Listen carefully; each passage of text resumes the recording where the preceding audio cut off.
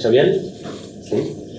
Bueno, muchas gracias a todos y a todas por venir a un nuevo evento del Centro de Estudios de Arquitectura Contemporánea de la Escuela de Arquitectura y Estudios Urbanos de la Universidad de Torcuato Di Tella. Hoy tenemos el placer de recibir a Kubey como parte de una colaboración con la Maestría en Historia y Cultura de la Arquitectura y la Ciudad. Antes de darle la palabra a Julián, Varas, director de la maestría, quien va a estar presentando a Karen, ex-director, pero director al momento de hacer esta invitación y de organizar este evento, con lo cual director de esta actividad. Me gustaría invitarlos a las próximas actividades del centro durante el mes de octubre.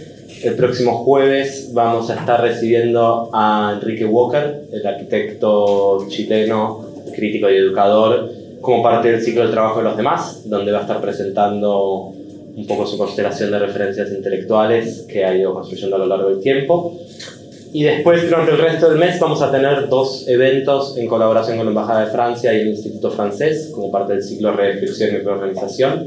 El primero de ellos será la conferencia de Felipe de Ferrari y Nissima Benaer del estudio chileno-francés Plan Común, y el segundo de Nicolas Gerin y Paul Metra de Ballion de NP2F. También en octubre vamos a inaugurar la primera muestra del archivo de Historia y Arquitectura que dirige Isabella Moretti, con motivo del 60 aniversario del concurso de la Biblioteca Nacional. Va a haber una inauguración de la exhibición que va a estar abierta durante un mes y va a ser en el taller de arquitectura. Esa inauguración va a ser el lunes 17 y después el jueves 27 va a haber una mesa redonda con Jorge Francisco Liernur, Ana Ivalent, Ricardo Fernández Rojas y Claudia Schmidt, si no me equivoco, sobre este tema. Bueno, no nos aburro más con lo que viene, concentrémonos en hoy. Le doy la palabra a Julián. Muchas gracias a todos nuevamente por venir.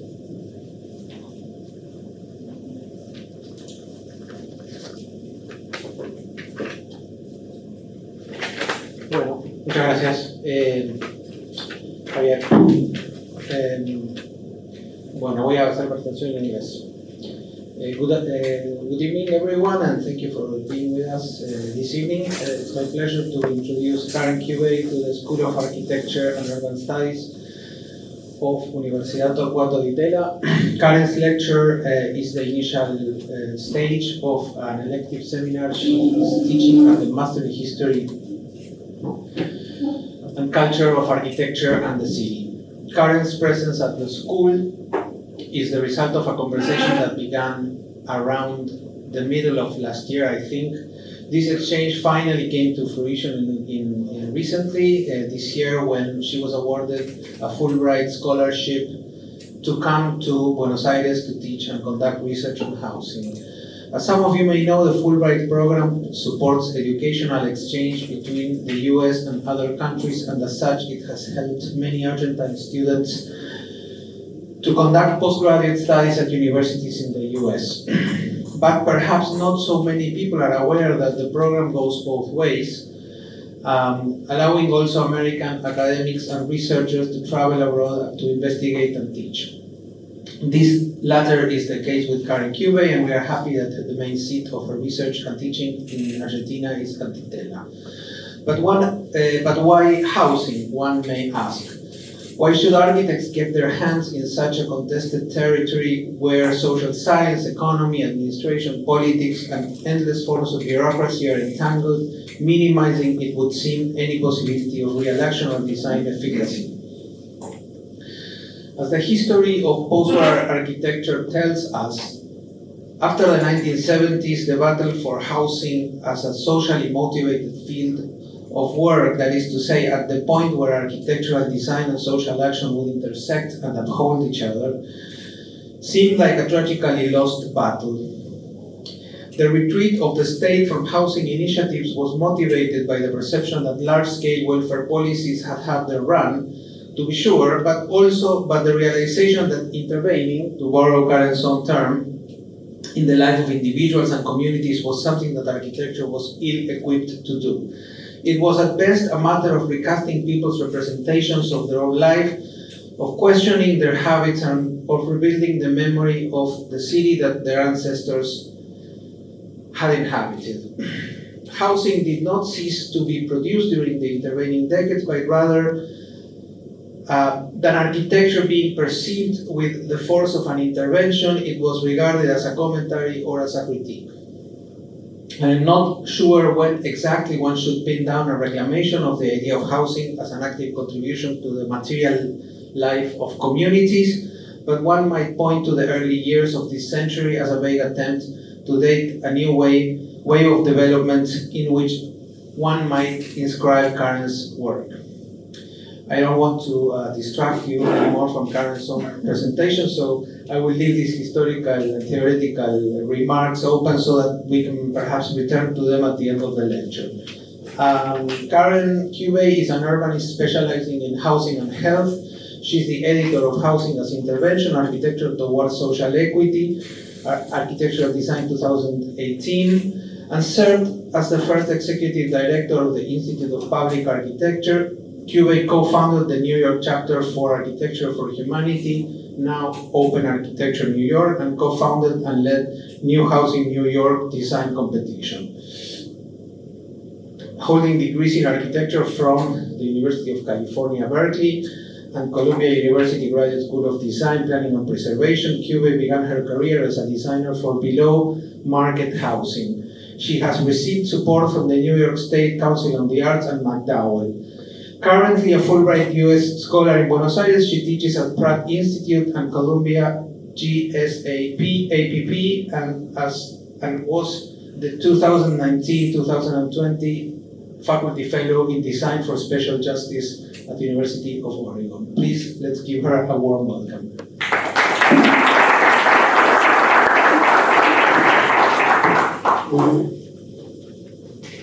Okay, muchas gracias, Julián. Is it working? Yeah? Okay. Gracias, Javier. Okay, I have to talk in English, lo siento, pero thank you for coming. Okay.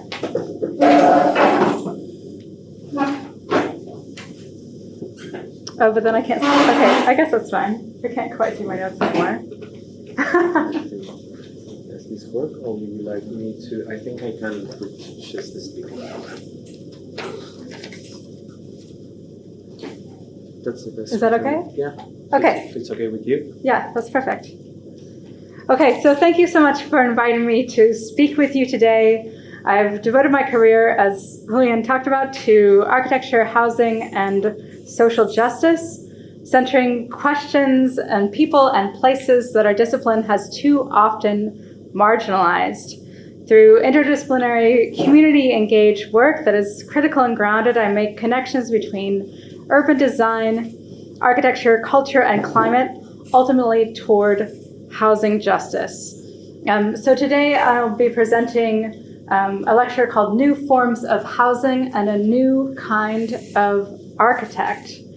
This will be in 3 sections. First, I want to frame how I've focused my research by telling you a little bit about housing as intervention, the research that went into the book that Julian mentioned. Then I'll talk about how that framing influences the way that I approach my creative practice. And last, I'll tell you what I'm doing here in Buenos Aires and how I hope you will collaborate with me. So housing as intervention, architecture towards social equity. So the research as Julian mentioned, this is research that culminated in a book of that title produced by the London-based publication Architectural Design. And Julian just asked why housing, and forgive the change in font, we had a little technical issue here, but I asked that question also, or people might ask that of me, and I think about the fact that housing is obviously central in our lives. If we're lucky enough to be housed, it's where we spend the most of our time. It's the center of our economies, as goes the housing market, so does the general economy. And, of course, our neighborhoods, the majority of our built fabric is made up of housing. So if you're an architect interested in making an intervention, this is a great place to start. So I'm in this research and also in what I'm doing here in Buenos Aires, I center on two questions. How can housing projects and the design processes behind them be interventions towards greater social equity? And in the context of this research, social equity is defined quite broadly, so that the writers of each of these essays, or in the case of research here, the protagonists in the case studies we're looking at, they have the chance to define what are the central issues in their projects. Are they working on gender equity, racial justice, economic equity, health equity? What's really going on, so that they can define what that means to them and their communities. And the second is a question for our profession. In the face of persistent social inequities worldwide, how can architects make a meaningful contribution? So we start with architecture for another housing crisis. Why is that in quotes? We know, and I should say also, I hope that as I'm talking, I hope that you're thinking, well, some of this makes sense here and some of this doesn't, because that's why I'm here, right? I'm here to learn more about what I don't know and what perspectives there are here that I can learn from. So of course, I'm from the United States. I spent the last 20 years in New York, so that's where my perspective is coming from. But this is international research that I'm sharing today. So of course we know that we're seeing still the effects of the foreclosure crisis from over a decade ago, and also longer term disinvestment and the disinvestment in public housing or social housing, and the demolishing of many of these structures. But we know also that the so-called housing shortage is not something peculiar to the present. On the contrary, all oppressed classes in all periods suffered more or less uniformly from it. And this is not a new quote, as many of you may recognize. This is from 1872, the housing question from Frederick Engels. So we know that in some ways this is not at all new, unfortunately, for many people who experience this all the time. But some of it is new. So this is from a couple of years ago, but this sort of illustrates where we are. Bel Air is one of the richest neighborhoods in Los Angeles, and several super expensive homes were destroyed after a fire started in a homeless encampment. So why would I show you this image? Why do we care about some of the richest people in LA? Why are we thinking about this? I think it's important to think about the moment that we're in when the housing crisis is becoming felt, or has been felt for a while now, by not just the poor, but also middle classes and maybe even higher in those rare instances. Because we can look to historical examples, like when do we see moments of jumps forward in the quality of housing provision? And so we can look, for instance, at this moment. So here we are in New York City at a moment when a lot of immigrants especially lived in tenement houses or like very crowded apartments without a lot of light and air. And these poor housing conditions are associated with different health issues like tuberculosis, these kinds of diseases. And there's a moment where there's a design competition. So architects are getting involved and they're designing, this is called a dumbbell apartment for the shape here. And what's new about this is that it's designed to let in more light and air than the kind of building these people would have been living in. So there's light and air around the stair core, and the building is pulled back from the rear edge of the lot, whereas previously it would have been fully built out. So it's a better design in terms of livability, in terms of health, and it becomes codified in building code, so that after this moment, all tenements or apartment buildings have to be built to a higher standard. So usually, if you hear about this moment in time, you might think of it as a benevolent moment on behalf of the government. People are suffering, and so the government steps in and says, we need to do better. The real story is that people with more money and therefore more power in neighboring areas of New York were worried that if poor people got sick, the tuberculosis, et cetera, might spread to their neighborhoods. So it's a similar moment where, because people with more money and therefore more power in our society, because they're impacted now at the level of high housing crisis, this is a moment where I believe it's a great, the silver lining of a really difficult situation is that we have the potential to step forward in housing quality and design. I also want to give some context in terms of our profession. In I've been working for about 20 years, and there's a lot more interest in so-called public interest design. These things that were kind of fringe when I started working are more central.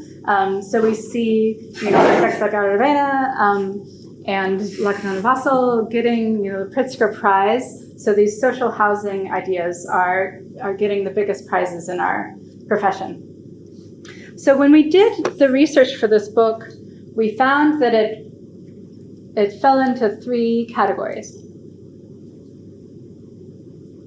Looking at, okay, what does that really mean? How do we address social equity through architecture and housing? These were 3 themes that kept coming up. So collaborative approaches, new forms of housing, and a new kind of architect. So I'll take you first to Philadelphia and to the work of ISA architects. And I could, they do beautiful work. I could talk about the brick. I could talk about the nice entrances. I could talk about this in a sort of normal architectural way. Instead, what I want to do is talk to you about the process that ISA uses and why their collaborative approach is really interesting, I think. So they really focus on health equity, which is critical because there are massive disparities in cities like Philadelphia and New York, where people with more money, people living in neighborhoods with white people in white neighborhoods are much better health, and there's a huge gap in health outcomes. So thinking about, and we know that the best way, and at least in the States, to determine, if you're trying to figure out how long will someone live, of course, genetics are important. Of course, access to medical care is important, but the best determinant of your health is where you live. So what kind of collaborative approaches can architects engage in to actually make some kind of difference there? So ISA works with public health researchers. This is a project developed in collaboration with a public health researcher that's taking, state-of-the-art knowledge and research into health in the built environment and putting it into practice, including, a greener space, one where it's easy to get exercise, etc. And what they've done is think about a kind of toolkit for thinking about what are the different moves that one can make as an architect. And then the little diagrams you see, the little sort of pictograms, are helping to understand what health outcomes we might have. So for instance, if you think about designing a new neighborhood, designers might say, oh, we should have a park. That will make people's lives healthier, right? Then they can go to the park, they can get some exercise. But if, with the knowledge of the public health researcher, her name is Rufal Sangvi, she can say, yes, and the park needs to be 1.23 acres to, make a difference for this catchment area. So overlaying these different perspectives and different disciplines. So that's one kind of collaboration. Then going across the Atlantic to London, Again, really beautiful work by Kara Kusevich Carson. But I want to talk with you about another piece of this, which is collaboration with residents. So in London, there was massive disinvestment in social housing, and they hadn't built social housing, or what they call council housing, in 40 or more years. But after the crash, they started to do it again, meaning that they are building, government developed housing. And but with all that had happened in the intervening decades, there's massive distrust between the residents and the councils, which is something we also see in the States. So it was necessary for Kara Kusevich Carson to have a really authentic engagement process with the residents. Residents were invited. So you're seeing in the background some of the older housing in the foreground, some of the newer housing, part of a larger redevelopment scheme. So residents were even, invited to go to the brick factory to help decide what bricks might be used. So you end up with, yes, very beautiful housing, but more important, the project would not have been built unless there was this process that, engendered trust with the residents, and then produced spaces that really work for their specific needs. So those are two examples of collaborative approaches. Then looking at new forms of housing. So to the west coast of the United States, Los Angeles, give an example of accessory dwelling units, which is a sort of technical term. These are sometimes called granny flats or things like that. So this is looking, or a backyard home. So this is research and design that's done at a range of scales. So looking at the scale of one of these units, so this is a kind of design for a super green version of these. Then zooming out to the urban scale. So what we're talking about when we say accessory dwelling units, what we mean is that any of these buildings in gray, we're assuming are an owner-occupied single-family house in Los Angeles, and these colored structures in the back would be accessory dwelling units or backyard homes. And so what does this have to do with social equity? This has to do with, desegregation. It has to do with economic equity, because what can happen here is if there are these new homes in the backyard, you're getting new homes without taking over new land. Because they're sort of smaller, and not taking new land, they're generally fairly affordable, and it means that the household here is getting some income, so they might be able to stay in the neighborhood where otherwise they might get pushed out. So if this works properly, it means you're getting a more diverse group of people in a neighborhood, definitely economically, probably racially as well. And what's exciting here is that this research was led by Dana Cuff at UCLA, and she became the author, or one of the authors, of legislation that passed statewide in California, my home state, before I moved to New York. So this has been massive. There's been thousands of accessory dwelling units built statewide. And so thinking about this new form of housing that has sprung up all over the state, really exciting. Then looking at a different kind of housing, collective housing. So spatial models for the domestic commons is a piece put together by Antje Steinmuller and Niraj Bhatia, who are working in the San Francisco Bay Area, which has a history, probably maybe you're thinking of kind of the hippies who lived there or still live there. So it has a history of different kinds of communal living, and still there are existing some communes.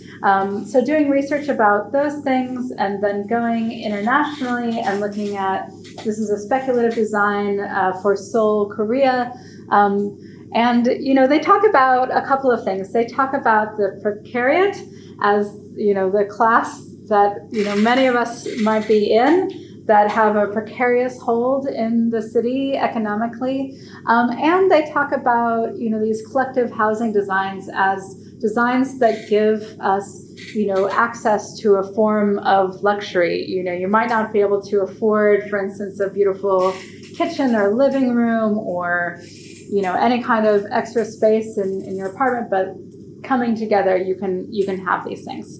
So this is a scheme that looks not only at how the building's designed to support community and privacy at the same time, but also how it connects to the city. So a couple of different new kinds of housing that are interesting. They're new again. They've been around, but they're coming back in an exciting way, in a different way. And the last category is a new kind of architect. So I'll go now to Rwanda, to Kigali, which, as you probably know, is experiencing, super rapid urbanization and also supply chain issues. Many of the building materials come from outside of the country.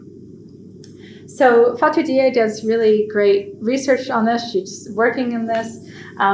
So she's someone who's worked for a non-governmental organization and also for the government. So she has been involved in this scheme for, a cheap house. But what's exciting about this, she will be the first to say that this is more of a system than architecture. But what's exciting about this is that it's built using bricks that are produced by small and medium enterprises in Rwanda. So that means not only are you saving money by not importing materials, but you're also contributing to the local economy. And now, this is just a few years ago, but this is an open source design. There's now like thousands of these that's been built. It's really wild. But I bring this up because she talks about this being possible because, there's kind of a new profession that's come together. She describes it as architect / environmental urbanist, planner, value chain expert, where to be effective, you really have to design, the value chain. You have to design the process in a way that really works for that site. And then, the last example I'll show in this section is from Toronto, from ERA Architects. So what are we looking at? So Toronto has a sort of interesting urban diagram where there are a number of these towers that exist on the periphery of the city, and these are naturally affordable in a way, which is to say they were built on cheap land, using a pretty cheap construction system, and so they're relatively affordable, but they're from a while ago, so they need some maintenance. And, what are we looking at in this drawing? We see, it looks pretty nice, I guess. There's a playground, there's some market stalls, this looks nice, but what's so interesting about it? What's interesting is that this scheme was not legal previously. It was not allowed under zoning because only housing was allowed. And this is something that, the head of ERA Architects worked on while he was in school, while he was in graduate school. And then, soon after he graduated, was in the office of the mayor, everybody else, talking with residents, getting this done. So this is a scheme. So I think it's interesting to think about the possibility for architects not just to wait for a commission, not just to sit around waiting for a developer to come to them, but different kinds of ways of working that can find an issue and find a way to be working with it. So, coming out of school, he's now been working for a long time. This scheme that includes pretty straightforward energy retrofits. Also, you see, this sort of sketch coming to life.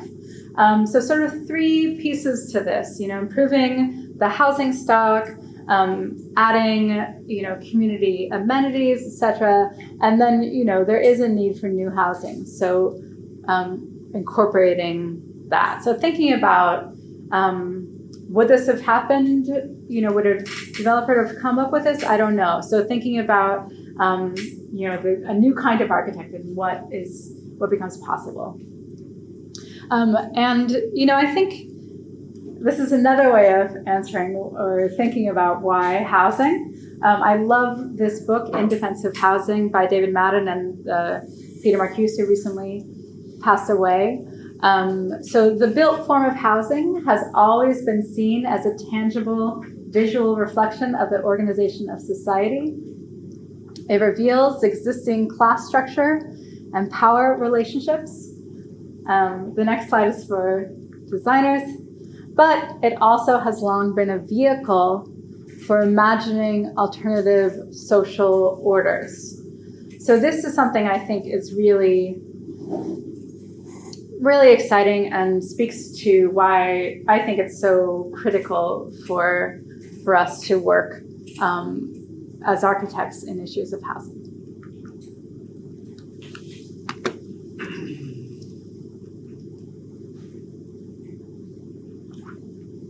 So new forms of housing and a new kind of architect. How does what I just talked to you about, what I'm learning in my research, how does this show up in the way that I work as an architect?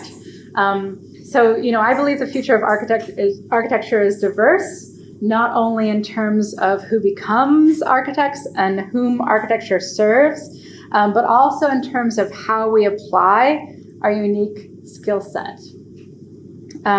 So, my work brings together a lot of people. I'm always working with policy experts, finance experts, community leaders to develop projects that contribute to more socially just environments. So I'm going to take you through some examples of this to give you a little sense. I'm going to give you a taste of a number of different projects that you have. This is my way of introducing myself in Buenos Aires. So, my work has three basic approaches, looking at speculative designs, consulting with government agencies, and community building, which is a broad, that could actually, cover all of my work, but I put it in a separate category here. So I want to share with you some speculative designs I've worked on, including the most recent, which just closed. This was in an exhibition in New York, which still exists online in a really robust way, actually, which is great. So this is a scheme that I co-designed with Niraj Bhatia and Ignacio Galan, which is called Aging Against the Machine. So this is a proposal for the future of collective living in West Oakland, which is an historically Black neighborhood in the San Francisco Bay Area. And our project asserts that aging is not a problem to be solved, that the issue is the range of barriers that make it difficult for people to live full lives as they age. So our proposal challenges isolated and industrialized modes of care, so that's the machine part that we're talking about, for older people, through close collaborations with a local nonprofit, or two of them, the East Bay Asian Local Development Corporation and the West Oakland Black Liberation Walking Tour. So, again, you're just going to get little highlights of these projects. West Oakland is a culturally and racially diverse neighborhood, but older residents face precarious living conditions, which are the effects of decades of disinvestment and the legacy of something called redlining, which I won't get into today, but it's a racist historical policy that meant that people of color were allowed to live in certain neighborhoods, basically. So what we're advocating for is alternative scenarios for aging that open up multiple options for care, improve physical access, and strengthen community ties. And this is part of an exhibition, a nationally juried exhibition that resulted in 4 proposals. It was curated by Barry Bergdahl and Juliana Barton. So the overall the exhibition is looking at every one of the projects was put together by an interdisciplinary design team, and looking at new modes of living collaboratively to promote more holistic approaches to inclusion. And I want to talk a little bit about the process. So, all 3 of us who were leading this project were teaching studios at the same time. Our design project was always, about a month ahead of our students. So we really, it was really critical for us to base our designs on what we heard from residents. So doing work with engagement sessions that were in a way led by our students. And then a little bit more from the design. These are some of the narrative drawings produced by our colleague Cesar Lopez.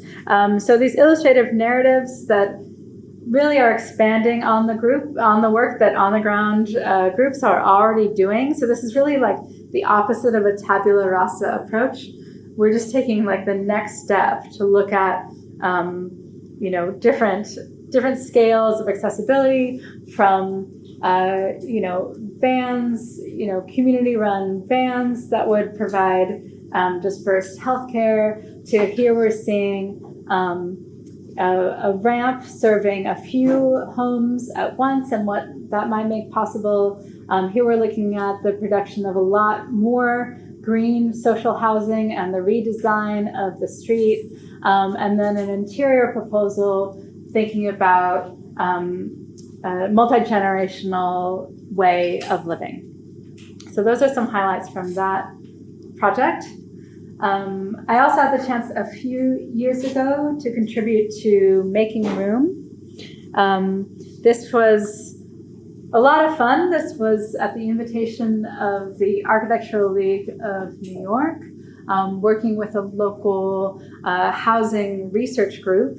And in this case, they invited different teams of designers to break housing laws on purpose. So we had laws, they're changing a little bit, but there are laws in New York that result in us having, a lot of housing or a decent amount of housing for families, and less housing for people living alone or people living in different kinds of shares. But we know that only 17% of households in New York are nuclear families. People are more often living in these other ways. But long story short, the laws make it hard to have enough of that housing. So we're breaking laws on purpose and showing what we might be able to have if things change. So I was on a team with this big group of people, and we did a set of proposals for the Bronx, one of the boroughs of New York, a proposal called City as Living Room, Flexible Single and Shared Housing on the Grand Concourse, which is a big avenue in New York. So we were, for instance, looking at historical models of housing that don't really exist in New York very much anymore, like single room occupancy housing, which used to be a really important source of affordable housing mostly for single people, especially single men, but it's gone away for reasons we can't go into. And so thinking about what would we think of as a new way to think about that. So this is a scheme that, has more privacy than would have existed in an old single room occupancy development. It has spaces for live work and this, big communal area. And then here we're seeing a scheme where we're bringing together different kinds of housing in one building, both collective and single. And we were the only team to have a landscape architect on our team. So we were let me just go back to that. So we were saying that, you can't think about the housing unit without thinking about the overall neighborhood. So greening the Grand Concourse is the first step. And I love to have, I love the chance to have playful installations in unexpected venues. So this is another project I got to work on called Living Room. There's a nonprofit in New York called Housing Works that provides housing for people with HIV/AIDS. So this was in the middle of, one of their big fundraisers that would have had, thousands of people coming through. So we made a one-to-one mock-up of one of their apartments and juxtaposed that with a retelling of the history of Housing Works and HIV/AIDS in New York. And so all this work, I've just showed you a lot of fun, work that I've been doing more recently, speculative designs. But this is all grounded in, the beginning of my career, which was working as a junior architect, doing below market housing. So it's always, really informed by that work. Another way that I operate is by working with government agencies, including some of these projects in New York. So really, the reason why I want to do this is because I can really think of no more urgent issue in architecture than asserting our discipline's value in the realm of public health. And so that has been a real theme in a lot of this work. So exploring the roles that housing and the built environment can play in promoting health equity. So, what you're seeing is a series of projects that address social equity through design. Some of these are editorial, working, for instance, on this book, Designing New York Quality Affordable Housing, that brings together New York case studies for the city. And then the Aging Against the Machine exhibition that I showed you comes out of this work I did with the city to develop a guide for building owners for retrofits to allow residents to age in place, meaning that as you get older, you stay in your apartment instead of going to a nursing home or another purpose-built facility. Also doing some work more regionally, disaster housing planning. And I did want to show you, I had to sneak in one project that's not housing, sorry, because I really love this project. So this was something I did with the health department in New York. This is called Mental Health by Design, because when I talk about health equity, I'm not just talking about physical health, but also mental health. So this is something that starts with questions of place-based inequity and how it's impacted schools, and how we can use design in the built environment to promote equity and mental health. And these are questions coming from the health department. So it's very exciting, actually, to see that these kinds of questions about the built environment and how design might play a role are not just, it's not just us sort of talking about this, right? This is something that has entered the way of thinking of these institutions. So my role here was to organize the whole thing, really. So we went into 9, you see a map of, I think, 14 schools. So I was in charge of the 9 that had interior projects. So in each of these, we went into a disused classroom. I was surprised. I didn't think there would be any leftover space in New York, but there was. So each one of these, we went into a disused classroom and turned it into a wellness space. And I think what was really critical is that the meaning of wellness was defined by each school community and translated into the design through a participatory exercise and process that we co-designed. So this is a school that is 100% special needs kids. They needed a more relaxing space where they could meditate, etc. This was a school in the South Bronx. They said, this is the birthplace of hip hop. A big way that people work with their emotions is to make music. We really need a music space. So I brought in an architect who's also a musician. So working with the government, a lot of editorial work, but also different kinds of projects. that allow me to use my training as an architect to think about how, how shifts in the built environment can contribute to social justice. The last category, as I said, is really an umbrella for everything I do, but wanted to show projects that are a little bit more specifically this. So, I'm really, in my work, I'm a convener and a producer, bringing unlikely partners to the table to work on shared goals and outcomes. So, one thing I had the chance to do, I was the first executive director of the Institute for Public Architecture, which looks at how architecture can serve a wider public through public programs and a biannual residency that was started here. So I think what's really interesting here, this is what you're looking at, is an exhibition that took place not in a fancy museum, though I have nothing against fancy museums, but sometimes it's nice to do things elsewhere where you reach a wider public. So this was actually produced in the space of affordable housing before residents moved in. So this is a project by the architect David Adjaye in Harlem.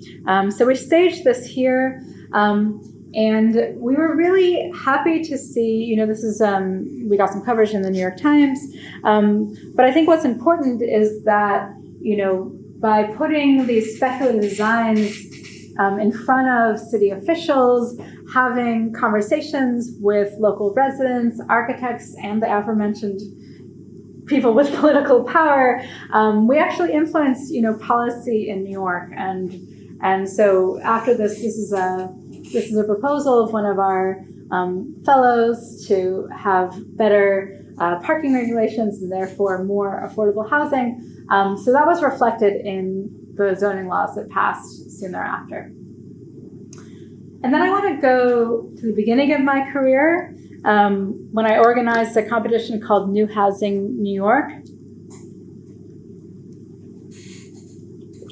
So New Housing New York was the city's first competition for affordable and sustainable housing.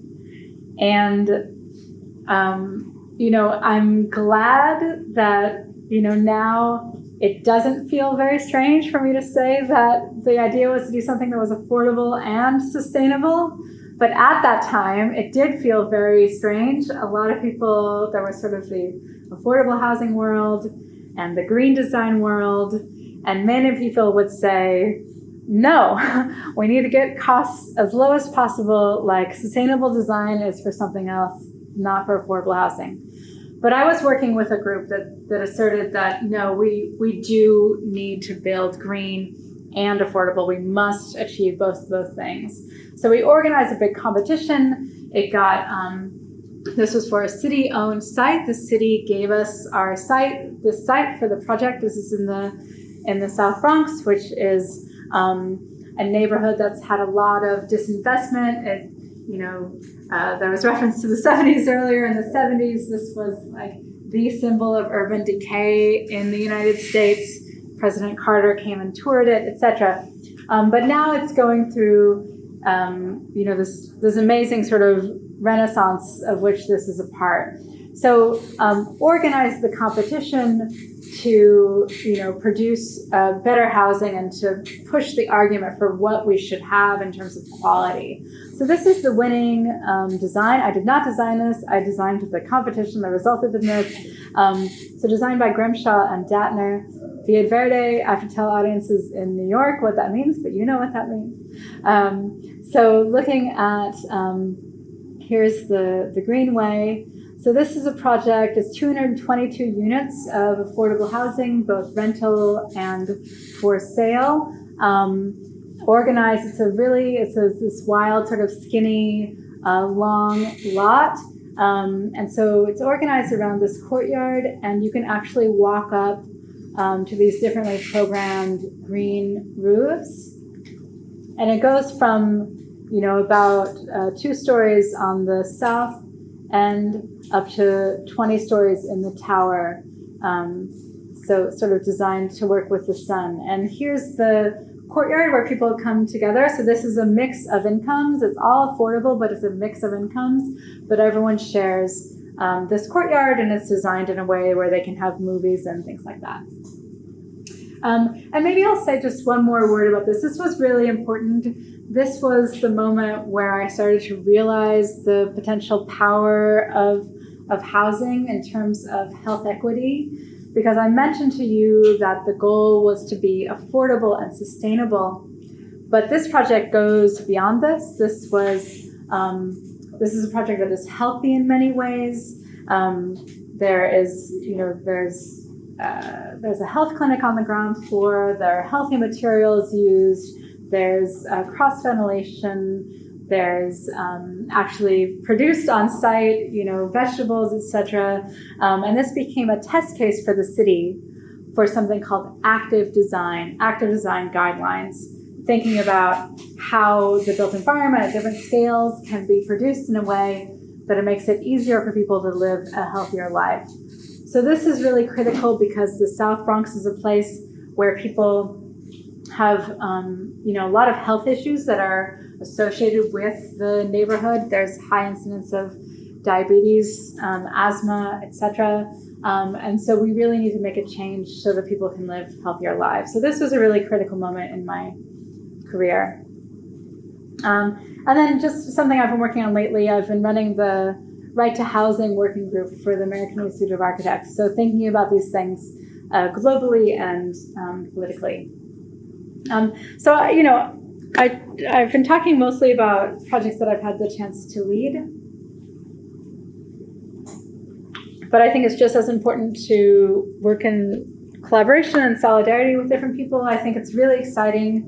We're seeing, a resurgence in interest in these issues. This was a Design Justice Summit that I got to attend, led by people of color, and then going back to the very beginning of my career, founding Architecture for Humanity in New York. So an organization that works with nonprofits. So this kind of collaborative public interest work. I guess that's one where that's not housing, isn't it? Okay, I had two things in there that weren't housing. So you've gotten to know a little bit about my research and a little bit about my creative practice. So this is the moment where I invite you into the research I'm doing in Buenos Aires, where I really am, looking for collaborators. So the title of my project extends from my book pretty directly. Housing as Intervention, a comparative analysis of architecture towards social equity. So, I'm very interested in, design strategies being implemented in Argentina, addressing inequalities through new social housing and interventions in informal settlements. These are really not very well known in the States. We know that the housing systems, both where I'm from and here, leave millions of people housing insecure and many more without quality homes. But I'm also very optimistic. In the States, there's a big push for, work at the scale of the problem. So there's something called the Homes Guarantee and different ideas like the Green New Deal for public housing that are looking at producing 10 or 12 million new affordable green homes, in the United States. And here I'm very interested in, longstanding engagement with housing inequality and the thoughtful strategies that have come from that we have to think about. And so, really, so what are we really talking about here? What is at stake is not only an urgent contribution to the field of architecture, but critical material in the fight for housing justice. So Julián mentioned my main thing that I'm doing here is being here at Di Tella and teaching a seminar that I'm excited about. I'm also going to be working with UBA and the housing research group there, and with the Centro de Estudios Urbanos y Regionales. And yeah, Julián talked a little bit about this. I can tell you a little bit more. So I'm here thanks to the Fulbright program, which was founded in 1946. It's like the main international exchange program of the United States. And, you know, I thought I'd quote from that. So, forge lasting connections between the people of the United States and the people of other countries, counter misunderstandings, and help people and nations work together toward common goals. So this operates in 160 countries, and I'm happy to be here. And this extends, this is my second time. Do some of you see yourself? So this is my second time in Buenos Aires. I came here in 2019 and had the chance to be interviewed by Ness and then visit Barrio Los Andes and also Villa Vente. And I won't embarrass people in the audience, but I'm grateful to you for making it possible for me to come back and showing me such a good time last time. So very interested in, there's obviously such limits to what can be done, you know, in researching through books. So very interested in what's possible through interviews and site visits, etc. So, you know, I want to talk about what I'm doing here. So the research that I will be doing with students here is based around the same questions that I talked about at the top of the lecture. So how might housing projects and the design processes behind them be interventions toward greater social equity? And in the face of persistent social inequities, how might architects and urban designers make a meaningful contribution? So these are the questions that I continue to work on while I'm here. So this is building on, I've taught different seminars at the University of Oregon and at Columbia University. So the students that I'll be working with here will be building on work that has been done there. So the idea of the course is to compare and analyze US and Argentina theoretical frameworks and architectural examples. The course will introduce students to interdisciplinary theory alongside exemplary case studies, providing tools to bring into future research and professional practice. So we will not be doing designs as an end product. The end product will be these research products, which I'll talk about a little bit, but the idea is that you'll emerge from the class being able to think more critically about these issues, to bring into your studios, to bring into your professional practice, etc. So here's a couple of examples of the final report produced in Oregon and at Columbia, and case studies. So we have the benefit, you know, 2 groups of students have produced case studies, so we have the benefit now of having those already. So sessions in the student-driven seminar will center on oral, written, and graphic presentations, bolstered by readings, and students will take an active role. This is not going to be me lecturing. It's a really collaborative seminar with students taking active role in developing these intellectual frameworks through analyzing and synthesizing literature on affordable housing design, looking at social, economic, health, and racial equity. So really excited to work with students who are very curious about this and wanting to develop their research capacity.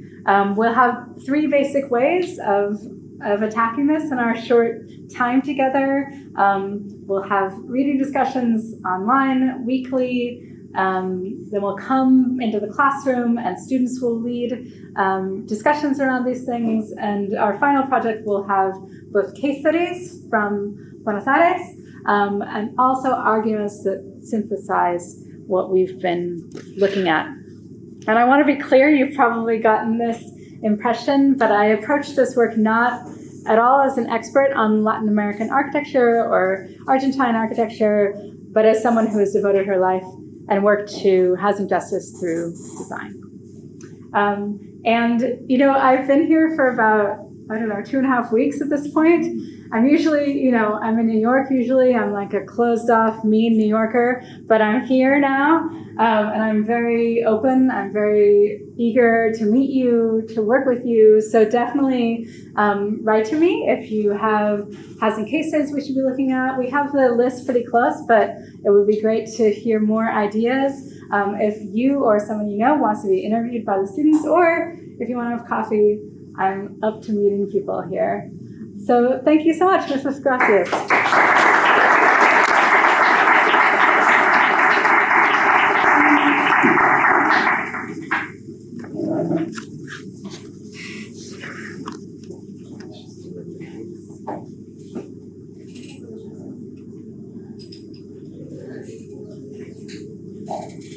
Thank you so much, Karen, for your presentation, and Julián for the introduction.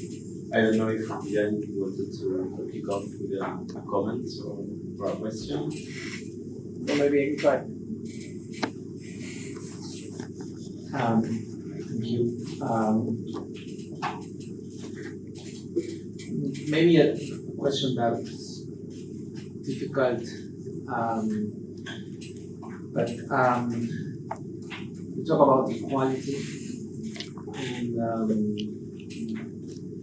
from our experience here, you can contrast this with the situation in the US or elsewhere. From our experience, much of the issue with inequality, there's obviously a part of it's basically an economic issue, and perhaps the most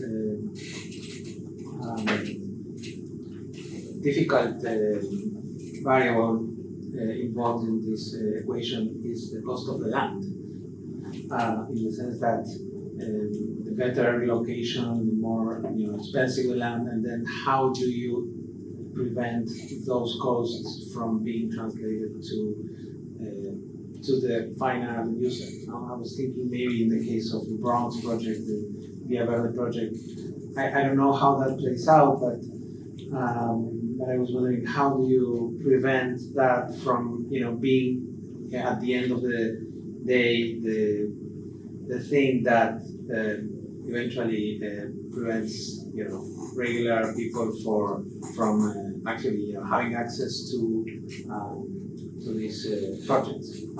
So I don't know how that plays out. Yeah, no, thanks for that question. And it's definitely a critical one. And there's a whole article in the book by Mark Norman that looks at questions of land. So I'll answer a couple of ways. I think what's really critical is looking at housing solutions that separate housing from the market. So one thing I want to point to is the accessory dwelling units that I showed from Los Angeles. So what's exciting about those from the land question is that it's not new land, it's backyards, right? It's land that's already paid for, there's no extra cost there. So that's one reason that's exciting. I think another thing that's exciting, and then their design, there's a sort of policy point of view, and then there's the design piece of that, right? What do the structures look like? And there's been really great, really interesting collaborations between architects and designers. So there was this sweeping legislation a few years ago, and now there's a lot of efforts to fine tune the process and think about, okay, what's the permitting? How should this really work? How do we make sure that it's accessible, not just to people with the most access to information, et cetera, but to lots of people who could benefit from this type of housing. So these are efforts that have to do with the cost of land as a sort of starting point, and are really interesting in terms of how they bring architects and policymakers and residents and homeowners together. Another thing that I think is really exciting that has gained more momentum lately in the States is community land trusts. So thinking about, this is where a group of people, I'm speaking fairly generally, but a group of people come together purchase land together and have an agreement that makes it so that the idea is not to make money off of this, but the idea is to have permanently affordable housing. Sometimes it's housing, sometimes it's other things. And so, it's pooling resources to be able to purchase the land or lease the land, depending on the status. And then, having the project be designed in a particular way that supports, both community and privacy, and then having the covenant or whatever the agreement is be such that it's not about always making more and more money. It's about taking housing out of the market. And then to answer the question about Villa Verde, one of the reasons that project worked is because that was on a brownfield site. So it was a contaminated site by an old railroad. And so it had to be decontaminated. So that the city basically gave that land. It was $1. So New York City and other places used to have a lot of land, long story short, but they sold a lot of it to developers. So another piece of that is, we've gone too far in many cities in the United States of cities getting rid of land because it seemed like the good idea at the time. But one thing that's happening now is more often the city, when they're doing a development deal, they're retaining ownership of the land and leasing it to developers. So thinking about the role of the state and how that allows us to have better housing if it remains publicly owned. Thank you, Karen. I think we can open the conversation to the students and the rest of the audience. I don't know if anyone has a question. If not, I can start going right into the topic of private property that you just mentioned. I was wondering in your career, I think we all see a huge gap between the housing stock and the built environment and the amount of it that is designed carefully by architects. Because everything is kind of built by architects, but not so much, or it's hard to put all that housing stock and all that built environment into the discussion. And I wanted to ask you about the ways you've been opening up the conversation in your career, because a lot of the topics such as sustainable design or affordability or changes in typology are common in design studios. They're nothing new. I think what's new is that you bring these topics into a broader audience. And I wanted to ask you about how you do that, how you find a way to compete, how you find a way to do a competition and make a building coming from an architecture school or not a planning school. Right. The last piece, how to do it, yeah. How did you find ways to not only engage with architects on these topics, that it's right, just continue to talk about the same things and to broaden that audience? Right. Yeah, no, definitely. I think I got a question the last time I gave a talk, which was asking me about how I teach people about health equity or something like that. And I had to say, no, I don't have to do that. Because, working with residents from the South Bronx, for instance,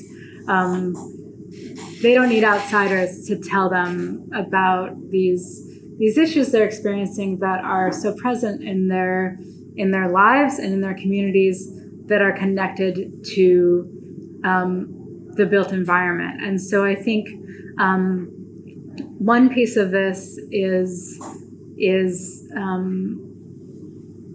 better engagement, better listening, and I think specific ways. So if I speak a little bit more precisely about the New Housing New York project, we were in conversation with local residents very, very early in the process. So their goals for what they wanted to see in housing were written into the request for qualifications and proposals so that teams, this was developer architect teams, could not win the competition unless they addressed those goals. And when we got to finalist teams, we had 5 finalists, we put them directly in front of people from the community and had them talk through their designs and process. So I think maybe it's, convincing the other way around, thinking about convincing architects to, listen more to end users, to people who, have a lived experience. And I think,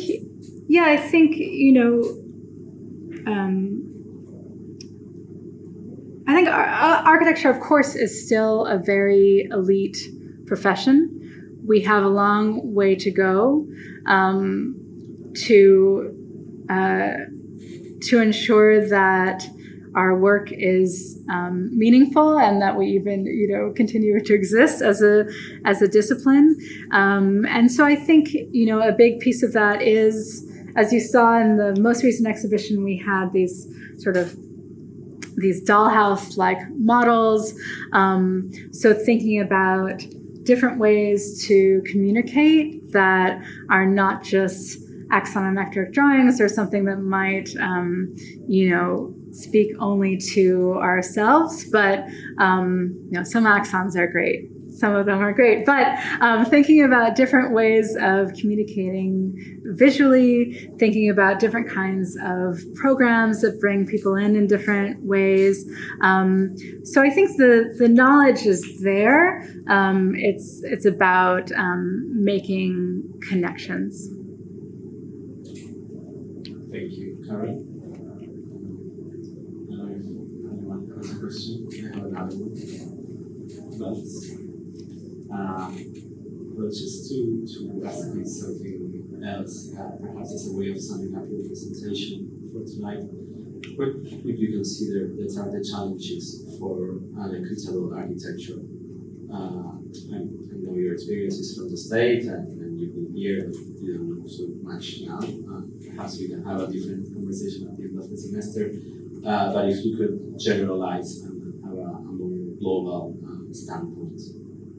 The challenges for critical architecture. Equitable architecture. Sorry? Equitable. Equitable. Got it. Thank you. Yeah, there are many challenges.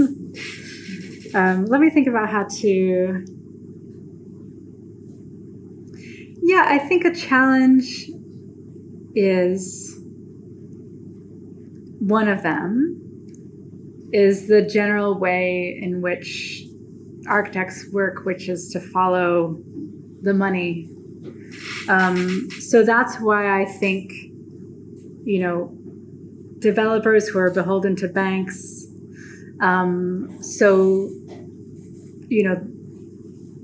whose financial goals are not going to be, rarely will they line up with social goals. There are some great developers out there, but not all of them. So I think that's a place where, a new kind of architect is so important. So looking at the challenge of the narrow way in which most architectural projects are set up, so that they're set up to serve capital. So thinking about different ways of operating that ensure that different goals are met. And so what's really interesting to me is, getting to travel to different places, seeing what standards are in place. And I think a lot of this work is about questioning what should our standards as a society, what should they be, and asking those questions in public in a way that pushes people in power to raise those standards. So for instance, I remember when I got the chance to visit the London project, one of the London projects I showed you, coming from New York, I asked the architect, so this is a project for the council, the local council or the public housing authority in London. And I asked the architect, I said, how did you do it? How did you convince your client to have these gorgeous, balconies and decks and these nice outdoor spaces? In New York, you basically never get balconies in affordable housing. It just, people will say, no way, it's too expensive, cross that out right away. And the architect said, we didn't need to convince the client. That was standard. It's in the design standards that you have to have a certain percentage of private outdoor space.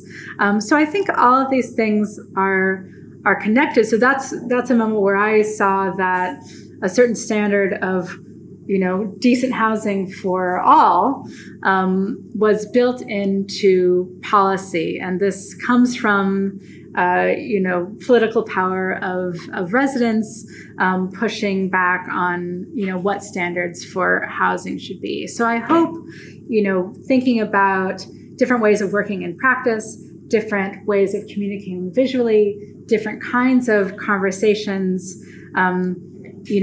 slowly and incrementally, I think the hope is to have a different idea and a stronger idea of what the right to housing looks like.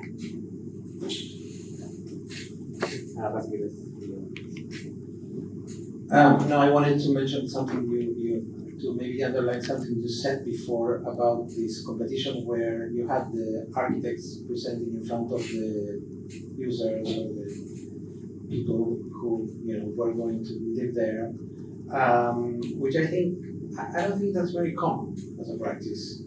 It's usually a different way of getting the competitions to the result, and that seems like an interesting point too. I think I don't know exactly how that worked out, but it seems like. In situations where you have where the owners or the inhabitants are already well known from the beginning, it's for these people and not for some generic person. That also seems even perhaps more interesting because the issue of standards is very difficult. I mean, for example, now you have standards that are very high. Like, for example, say you have standards that request outdoor space or whatever stuff that makes the investment more expensive, and then suddenly it's impossible to get investors for these things, because they run away and look for easier conditions. But this situation where the architects are confronted with the users seems to be something that might also within the standards that are accepted might push the boundary also. Mm-hmm. We don't have that here very often, and what that means is that the design processes are very closed, very limited to a certain kind of discussion. That usually is lacking in a number of different departments, I think. Yeah, I'm thinking about a few things as you're talking. When you talked about investors running away, looking at the London example, the way they operate is they will produce housing schemes that have a mix of social housing and market rate. So these are cross-subsidized schemes that are developed by the local council. So I think oftentimes you cannot trust, people are going to behave rationally. So developers are going to want to make as much money as they can. So, you have to think about, I'm not sitting here waiting around for benevolent developers, but rather thinking about what are the standards that state actors can put in place, and And so by the same token, you know, I think it was an important piece for the architecture teams to be in dialogue with residents from the South Bronx. But they were only held to that because we were watching. You know, it was the standard for the competition that they had to show very clearly they were responding to these demands. And then, you know, after the competition ended, there was the group of agencies that controls these things came together literally around a table to work together to make sure that the beautiful drawing that won the competition, that, you know, what was actually produced was aligned with this. And I also want to be clear, participatory design is exciting, but it's also a space that can be victim to as many sort of power dynamics as anything else. So you can certainly have something that looks really nice. Look, 50 people came to my meeting. Look at how many dots there are on the poster. This was great. But if it's not backed up by you know, standards and checks and balances to make sure that what residents want is actually something that's achieved, someone that people in power are making sure that it's always going back to these requests. You know, it's only a piece, I think, to do that, and it's one of many pieces that I think needs to come together to produce equitable housing. Great. If there's any questions from the audience? Not. Well, if not, I think we can call it a night. Thank you so much, Karen, and thank you again for the introduction, and thank you all for coming.